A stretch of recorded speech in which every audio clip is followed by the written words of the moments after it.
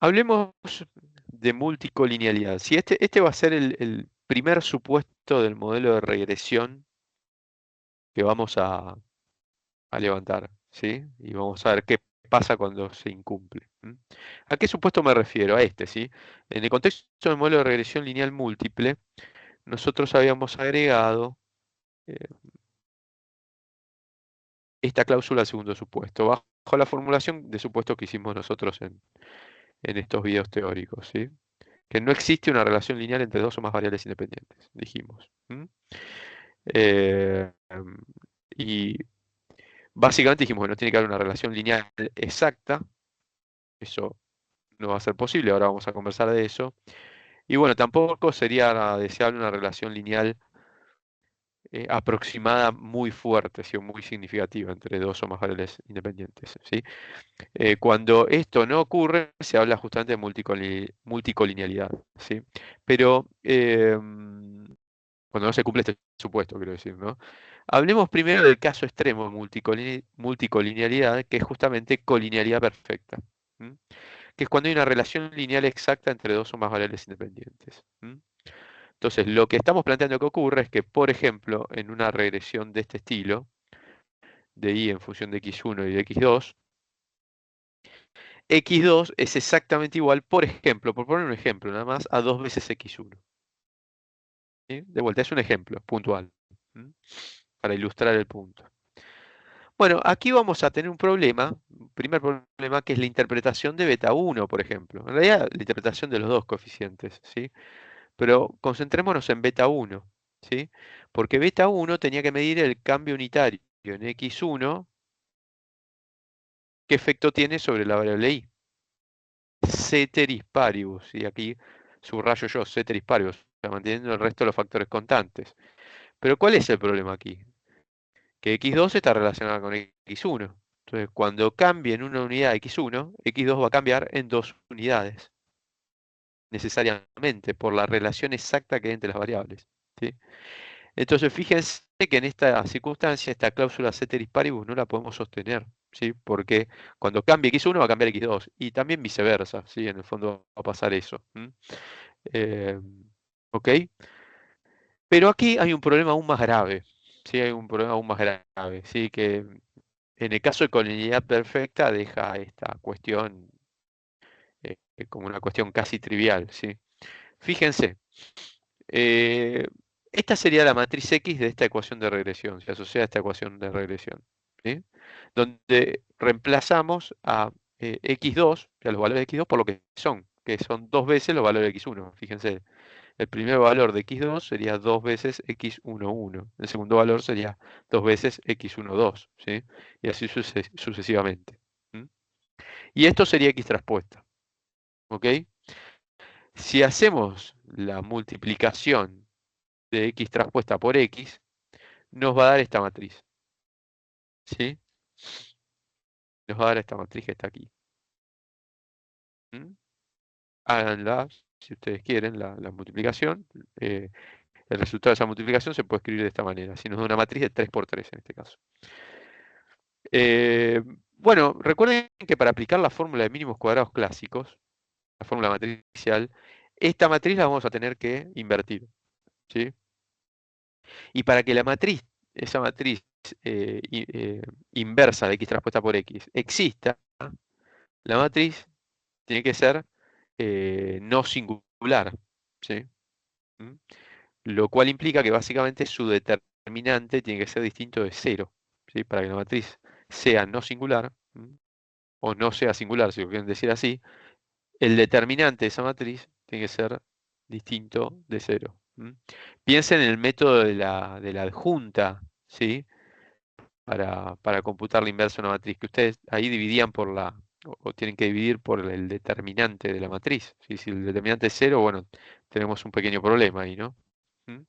Entonces vamos a computar este determinante para mostrarles algo, ¿sí? Para mostrarles algo. Este determinante es una matriz de 3 por 3, ¿sí? Se puede utilizar el método, creo que se llama el método de Sarrus, ¿sí? Si no recuerdo mal, si no me podrán corregir en los comentarios del video, eh, que surgía, digamos, para calcular el determinante de una matriz por 3 por 3 se puede hacer lo siguiente, ¿sí? hacer la multiplicación de esta diagonal, más la multiplicación de esta diagonal, más la multiplicación de esta, y sigo acá, diagonal, ¿sí?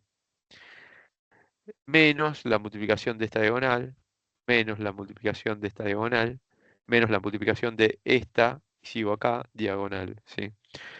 Entonces, bueno, eso es lo que hice acá.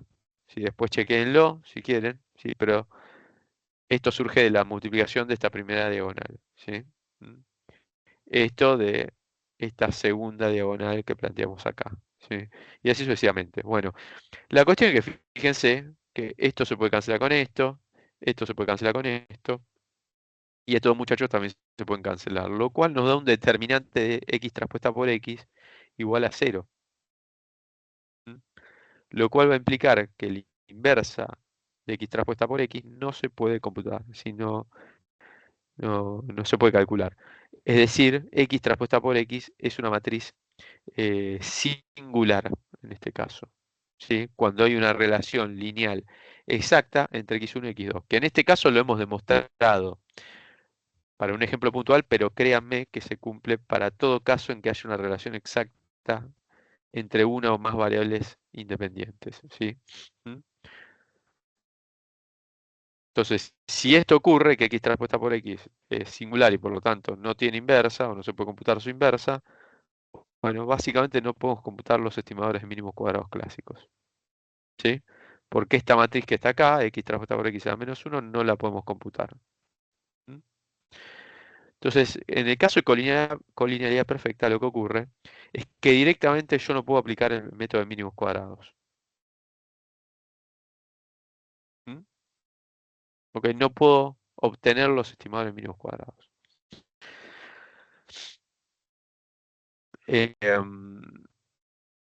Ok, hay otro caso, ¿sí? Que es el de una relación aproximada entre las variables explicativas, ¿sí? Que cuando esa relación es fuerte, podríamos decir, ¿sí? Se habla de multicolinealidad, ¿sí?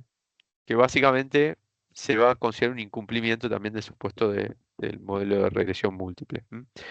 Entonces, hablamos de multicolinealidad cuando hay una fuerte correlación entre dos o más variables explicativas, ¿sí? O independientes. Sería este caso, ¿sí? Para plantear una situación análoga a la anterior, pero donde x2 ahora sigue una relación aproximada con x1, que lo podemos plantear como una ecuación de regresión, si es una relación aproximada, ¿no? Si x2 es explicado por x1 de manera estadísticamente significativa, podríamos pensar, ¿sí? También por otra serie de factores que no están incluidos en esta ecuación que planteamos acá, ¿sí? Aquí fíjense que también se rompe esta cláusula ceteris paribus, ¿sí? Porque cuando varíe x1, necesariamente x2 va a variar en alguna magnitud de manera aproximada, ¿sí? Y por lo tanto, yo no puedo decir que beta 1 es el cambio unitario, perdón, el cambio en i ante un cambio unitario en x1, manteniendo el resto de las variables constantes, ¿sí? Porque x2 no se mantiene constante, ¿sí? ¿Ok? Bueno, se puede demostrar, ¿sí? Que en este caso, eh, creo que más adelante en la materia vamos a hacer una demostración respecto de esto, pero por ahora se los cuento. La varianza de beta 2 sombrero y la varianza de beta 3 sombrero se expresa de esta manera, ¿sí? En realidad, en general se expresa de esta manera, ¿sí? Más que como la expresamos nosotros eh, en, en- ¿cómo se llama? En el modelo de regresión simple. En el modelo de regresión simple la expresamos sin este término, ¿sí? Sin este paréntesis, si quieren, porque básicamente no había otras variables explicativas, ¿sí? Pero cuando hay otras variables explicativas, estas varianzas se pueden expresar de esta forma. ¿M?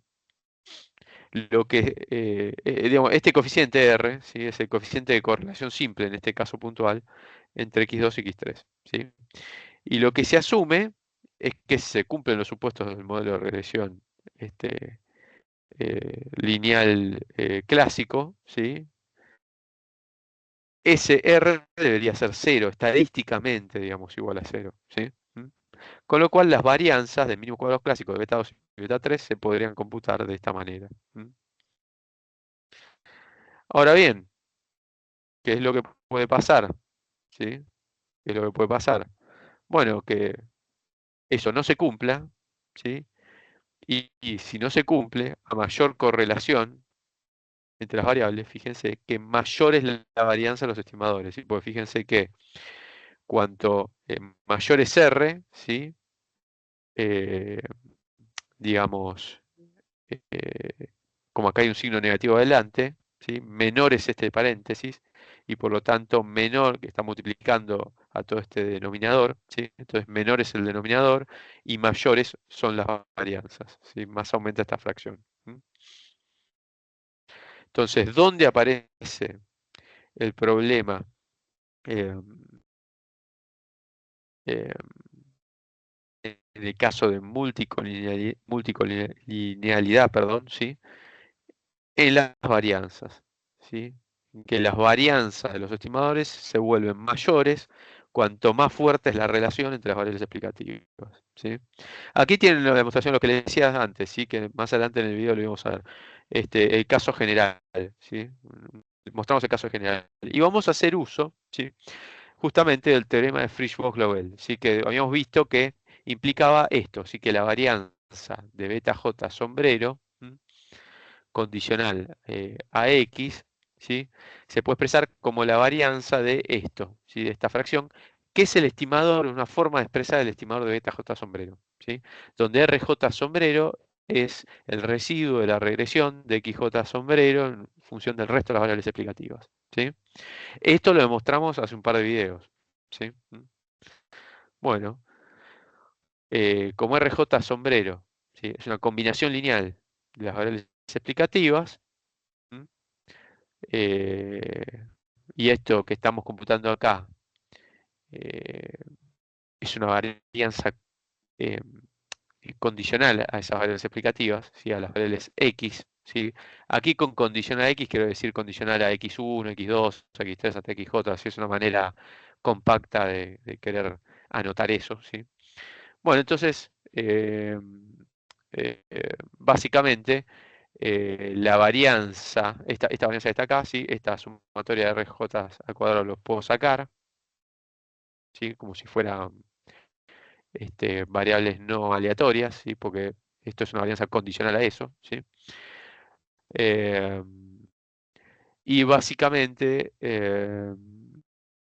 los RJ al cuadrado, después me quedaría, digamos, la varianza de esta sumatoria de cosas, ¿sí? Eso va a ser igual a la sumatoria de las varianzas de RJ sombrero por I, ¿sí? Y dado que todos estos términos van a estar incorrelacionados entre sí, ¿sí? Se supone que tendrían que estar incorrelacionados entre sí, ¿sí? O sea que no hay covarianzas acá, o las covarianzas son cero de cada uno de estos términos. Y luego el RJ sombrero, ¿sí? Fíjense, lo puedo sacar, ¿sí? Dado que de vuelta estamos ante una varianza condicional a XJ como si fuera no aleatorio, ¿sí? Pero elevado al cuadrado, porque recuerden que acá al estar trabajando con una varianza, las constantes o los factores no aleatorios salen elevados al cuadrado, ¿sí? Entonces sale como RJ sombrero al cuadrado, ¿m? O RJI sombrero al cuadrado.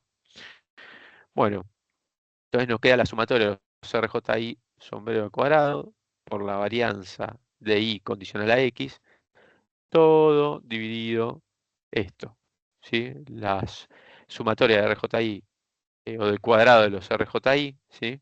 Que fíjense que también antes, previamente, esto, perdón, me olvidé de comentarlo, también salió elevado al cuadrado, ¿sí? Por de vuelta, por estar sacándolo de una varianza, ¿sí?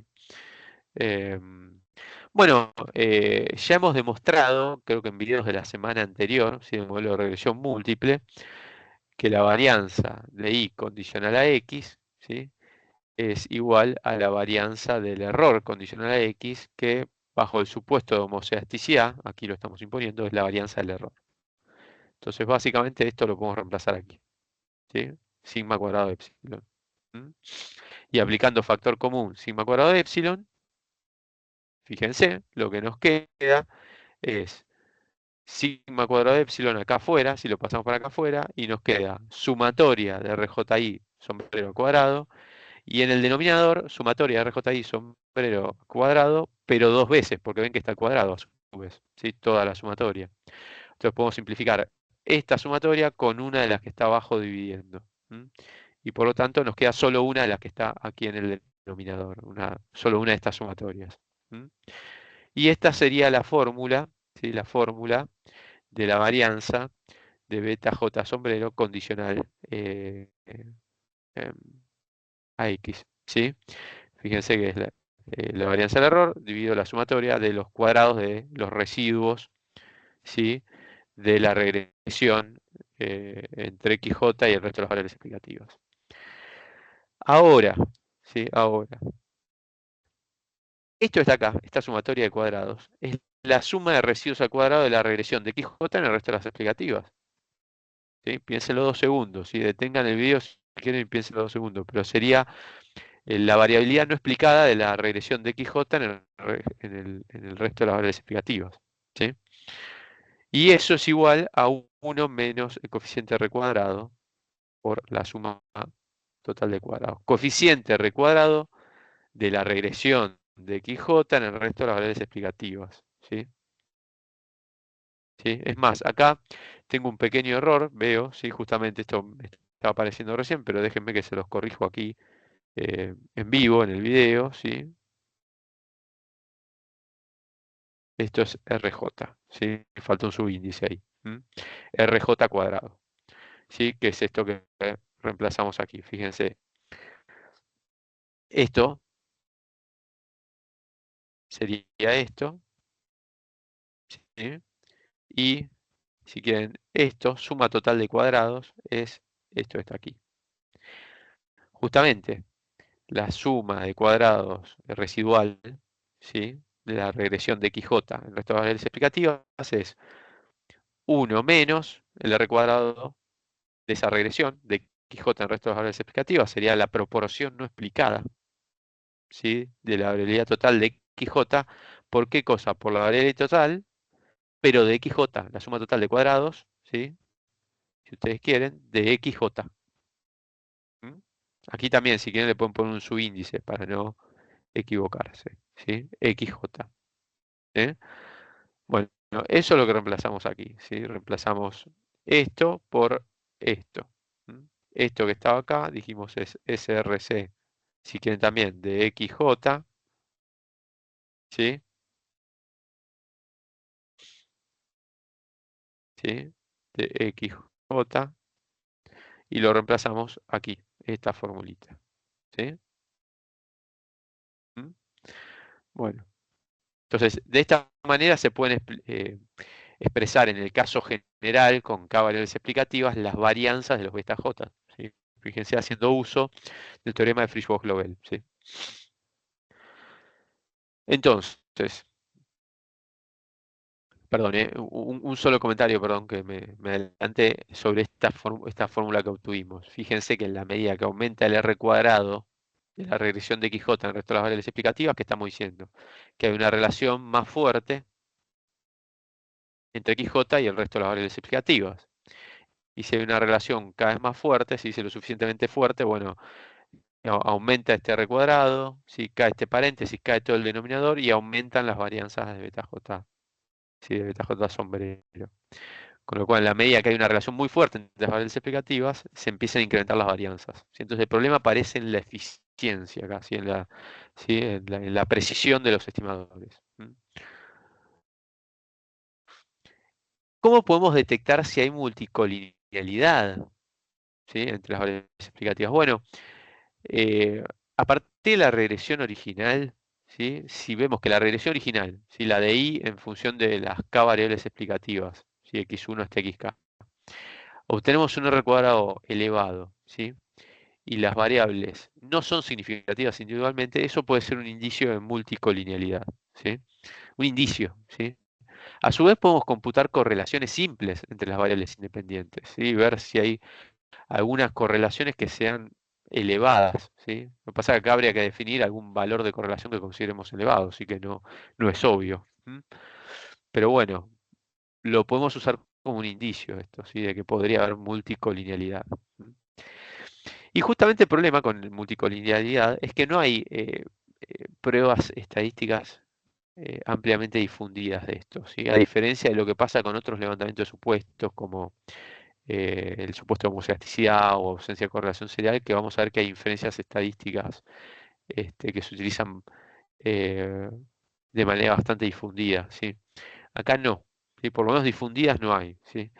Entonces, lo que se estila utilizar es el factor de inflación de la varianza, ¿sí? Que es justamente un componente de esta fórmula que vimos antes, ¿sí? Fíjense esto, ¿sí?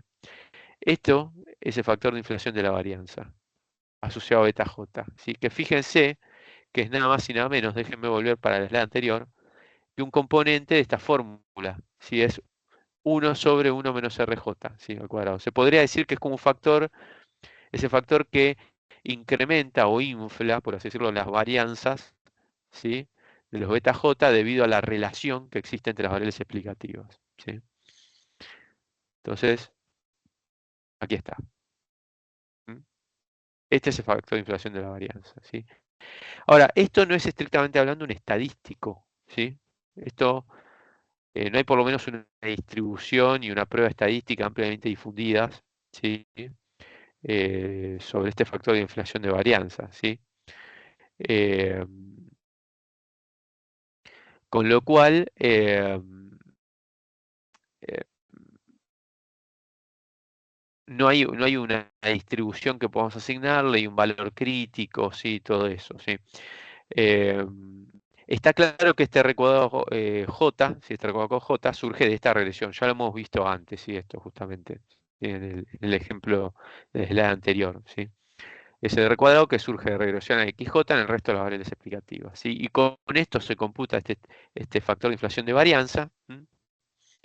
Eh, y básicamente, si el factor de inflación de varianza es mayor a un determinado valor, que lo vamos a determinar en base a algún juicio de experto, podemos llamar, o el término en inglés, que no sé si tiene una traducción eh, al castellano exacta, es rule of thumb, ¿sí? Una rule of thumb, o rule of thumb, tal vez se pronuncia así, cualquier cosa me corrigen la pronunciación, ¿sí? Eh, bueno, ese valor lo vamos a establecer en base a esta regla, ¿sí? ¿Mm? Y si el factor de inflación de varianza es mayor a ese valor, entonces vamos a decir que hay multicolinealidad entre las variables, ¿sí? Aquí les pongo un valor que yo encontré bastante habitualmente en literatura de econometría y también de ciencia de datos, puesto se usa también en ciencia de datos, ¿sí? Que es 5, ¿sí? Lo cual implica que el R cuadrado de la regresión de XJ en el resto de las variables explicativas, debe superar el valor de 0,8 para hablar de multicolinealidad o de un problema de multicolinealidad entre las variables explicativas. ¿Sí? ¿Ok? ¿Mm? Em, si fuera menor a 0,8, ¿sí? Bueno, o menor o igual si ustedes quieren, ¿sí? Podríamos asumir que la multicolinealidad entre las variables, ¿sí? No es suficientemente, o la relación entre las variables no es suficientemente significativa, mejor dicho, para hablar de multicolinealidad, o más bien de un problema de multicolinealidad en la regresión, ¿sí? Em, ahora bien, ahora bien, déjeme comentarles una cosa primero sobre esto, sí, dos cosas, ¿sí? Em, Uno, sobre este valor que acá yo les doy de vuelta, lo obtuve relevando bibliografía, fue el valor que más comúnmente me encontré en una muestra que no tiene por qué ser representativa de la población, por así decirlo, pero si empiezan a buscar en bibliografía, por internet, todo, van a encontrar otros valores, ¿sí? Otros valores que habitualmente yo he visto es usar 10, ¿sí? Que implica un R cuadrado mayor a 0,9, ¿sí? Es como un valor un poco más relajado todavía para poder concluir que hay multicolinealidad. O bien en algunos lados he visto 2,5, sí que implica un R cuadrado mayor a 0,6, si no me falla el cálculo. Eh, bueno, de vuelta, acá depende un poco del autor. Si no hay, de vuelta, con esto no es este BIF no sigue una instrucción estadística, ¿sí? Esto es arbitrario, ¿sí? Este valor. Lo que se estila hacer es de vuelta, usar algún valor que tenga algún criterio que sea generalmente aceptado, ¿sí? Alguna, de vuelta, rule of thumb, como dicen en inglés, ¿sí? Segundo comentario, ¿sí? Ustedes se podrán preguntar, bueno, ¿qué hacemos si en una regresión nos encontramos con multicolinealidad? ¿Sí? Eh, bueno, claramente la consecuencia es sobre la estimación de las varianzas. Si las varianzas o sea, van a tomar valores tal vez demasiado elevados, ¿sí? Eh, si hay multicolinealidad. Y acá la única medida remedial que uno podría tomar es eliminar variables explicativas de la regresión, ¿sí? Que puedan estar relacionadas con este problema de multicolinealidad, ¿sí? Entonces, lo que se estila hacer es, por ejemplo, si yo encuentro multicolinealidad asociada al coeficiente beta j, es decir, a la variable xj, bueno, remover esa variable, ¿sí? De la ecuación de regresión. ¿Mm? Eh, Esa sería la medida remedial, ¿sí? Que uno podría aplicar. Ahora, en relación con esto, mucho cuidado, la mayoría de los manuales de econometría van a ver que aclaran este punto, ¿sí? Mucho cuidado con esta práctica de eliminar variables de la ecuación de regresión por multicolinealidad, porque bueno, las variables que nosotros pusimos en la ecuación de regresión las pusimos tal vez por alguna hipótesis económica, ¿sí? O eh, eh, digamos, alguna intuición, ¿sí? De naturaleza económica.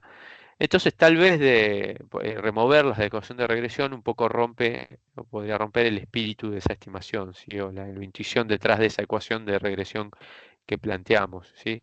Entonces, a ver, esto se puede hacer si la única medida remedial factible es esa, ¿sí? Para la multicolinealidad, pero mucho cuidado con la práctica de hacer esto. Si tal vez sea mejor aceptar que las varianzas digamos, si lo quieren ver de otra manera, tal vez sea menos peor, digamos, ¿sí? Aceptar que las varianzas sean un poco más elevadas eh, y dejar las variables con multicolinealidad eh, en la regresión. ¿Sí? De vuelta, esto es una práctica que en alguna situación o en algún contexto puede ser un poco controvertida, ¿sí? Eh, no hay una respuesta eh, unívoca a esto, ¿sí? Depende del caso, de la situación, ¿sí? De los datos con que estemos trabajando. Eh, Más adelante vamos a ver un ejemplo, ¿sí? Eh, Después de algún video teórico más, veremos algún ejemplo donde en parte vamos a ver esto, ¿no? Vamos a ver una regresión que tiene multicolinealidad y bueno, vamos a ver cómo podríamos proceder, ¿sí? Removiendo variables de la regresión en ese caso, ¿sí? Si es que quisiéramos hacer eso. Pero también vamos a ver que bueno, si lo pensamos desde el punto de vista económico, es un poco controvertido remover las variables, o puede resultar, digamos, un poco controvertido remover las variables solo por el hecho de que haya multicolinealidad, ¿sí? Que además vale aclarar, para cerrar esta larga disquisición, que es una cuestión que en algunos contextos es muy habitual que nos la encontremos, la multicolinealidad, ¿sí? Es un problema muy habitual. Ejemplo típico de esto, regresiones con variables macroeconómicas, ¿sí? Ahí es muy habitual que tengamos multicolinealidad. Entonces, si es esperable que tengamos este problema, uno se podría plantear, che, ¿me conviene realmente remover variables de estas regresiones con variables macroeconómicas, por dar un ejemplo de vuelta? ¿O más bien me conviene aceptar que hay multicolinealidad, que eso genera alguna consecuencia en las varianzas y bueno, en todo caso hacer alguna salvedad sobre el análisis o eh, la validez de las inferencias estadísticas digamos, en el contexto del trabajo con estos datos, ¿sí? Bueno, nada, sí, no lo quiero hacer más largo. En el siguiente video lo que vamos a hablar es de formas funcionales antes de pasar a este ejemplo que les acabo de comentar.